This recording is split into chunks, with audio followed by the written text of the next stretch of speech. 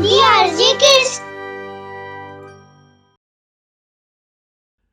कहानी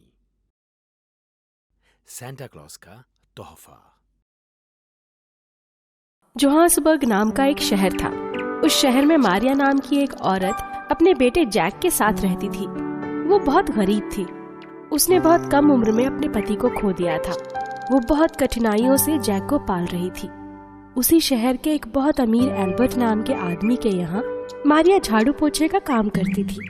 क्रिसमस आने वाला था और घर की साफ सफाई में मारिया बहुत थक जाती थी और घर आकर, जैक बेटा थोड़ा पानी देना, आज बहुत थक गई हूँ।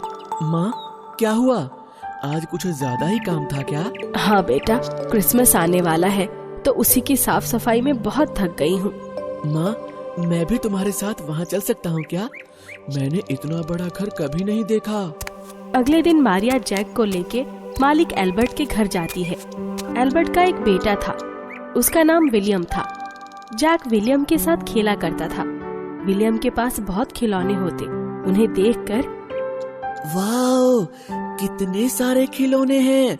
मैंने इतने सारे खिलौने पहले कभी नहीं देखे थे। इसमें से जो खिलौने तुम्हें चाहिए ले लो। ये सारे मेरे पुराने खिलौने हैं, अब मैं इनसे नहीं खेलता हूँ। विलियम उसे उन खिलौनों के साथ साथ अपने पुराने कपड़े भी दे देता है। क्रिसमस वाले दिन जैक विलियम के पुराने कपड़े पहनकर उनके घर जाता है। पार्टी जोर शोर से चल रही थी। वहाँ बहुत सारी मिठाइयाँ, तोहफे, कपड़ों को देखकर जैक को लालच आ गया और उसने उनमें से एक तोहफा ले लिया।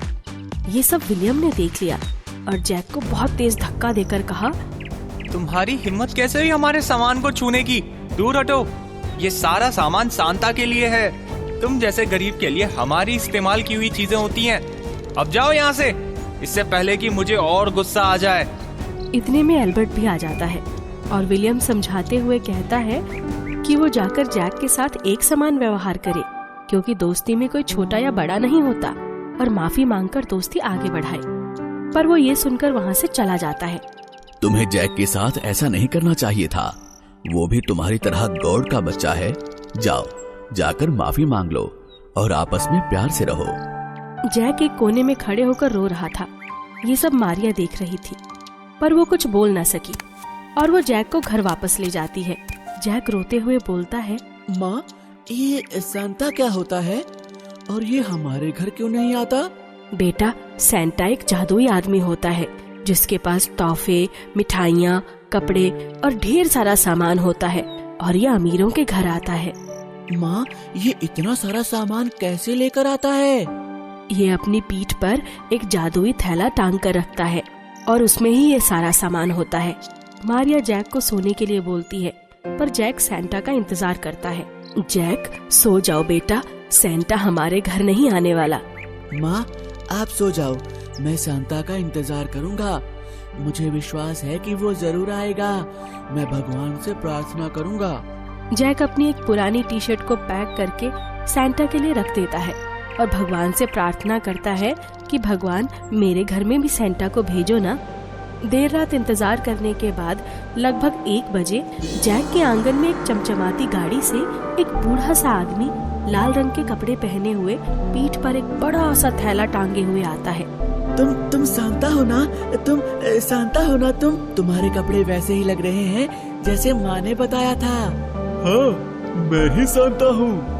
पर माँ तो कहती है कि तुम अमीरों के यहाँ जाते हो और उन्हें ही तोहफे देते हो, तो तुम यहाँ कैसे आए? हम तो अमीर नहीं हैं। तब सांता हंसते हुए बोलता है, नहीं नहीं, मैं तुम्हारे लिए ही आया हूँ। जो मुझे सच्चे दिल से याद करता है, मैं उनके पास जरूर जाता हूँ और तुम मुझे सच्चे लगे, इसीलिए मैं तुम्हारे पास आया हूँ और मैं तुम्हारे लिए एक तोहफा भी लाया हूँ। सचमुच तुम मेरे लिए तोहफा लाए हो? कहाँ है मेरा तोहफा? मैं तुम्हारा तोहफा बाद में दूंगा।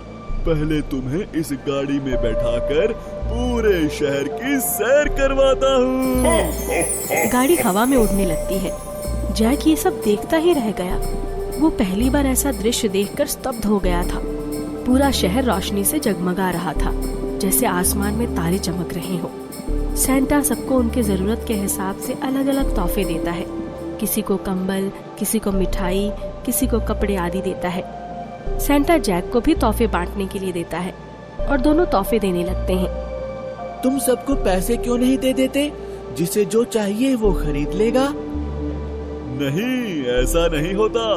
मैं सबको वही सामान देता हूँ जिसे जिस चीज की जरूरत होती है। सामने रोड पर एक आदमी ठंड से कांप रहा था और एक आदमी खाना मांग रहा था।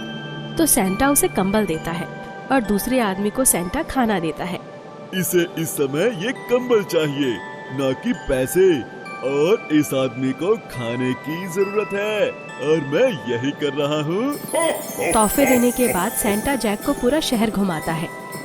उसे बहुत सारी चीजें खाने को देता है। उसके बाद उसे घर पर छोड़ देता है। अरे, तुमने तो अपना तोहफा मांगा ही नहीं। ये लो तुम्हारा तोहफा। ये एक लाल रंग की जादुई पोटली है। इसमें तुम हाथ डालकर जो भी मांगोगे वो तुम्हें मिल जाएगा, परंतु वही मांगना जिस चीज की तुम्हें जरूरत हो। सेंटा उसके गले लगता है और एक सलाह देते हुए वहाँ से गायब हो जाता है। भगवान हमेशा सच्चे लोगों का साथ देते हैं, बस सही समय का इंतजार करना पड़ता है। तुम्हारे दुख के दिन दूर हो गए और हमेशा ऐसे ही रहना और सबकी मदद करना। क्रिसमस के अगले दिन एल्बर्ट और विलियम जैक के घर आते हैं और विलियम जैक से माफी मांगता है। मुझे माफ कर दो। पापा ने मुझे समझाया और मुझे अपनी गलती का एहसास हो गया है। मैं बहुत शर्मिंदा हूँ। कोई बात नहीं। शुरू में मुझे बुरा लगा, पर मुझे इससे कुछ सीख मिली और अब मैं सबकी सहायता करना चाहता हूँ। जैक उसको माफ करके गले लगाता है और मन ही मन ये सोचता है कि सेंटा सही कहता है कि भगवान हमेशा सच्चे लोगों का साथ देते हैं, बस सही समय का इंतजार करना पड़ता है। उस दिन के बाद जैक और उसकी माँ के सारे दुख दूर हो जाते हैं और दोनों खुशी खुशी रहने लगते हैं। उस दिन के बाद से दोनों लोग गरीब और दुखी लोगों की मदद करते हैं और उस पोटली का उपयोग सही वजह और जरूरतमंद लोगों के लिए करते हैं।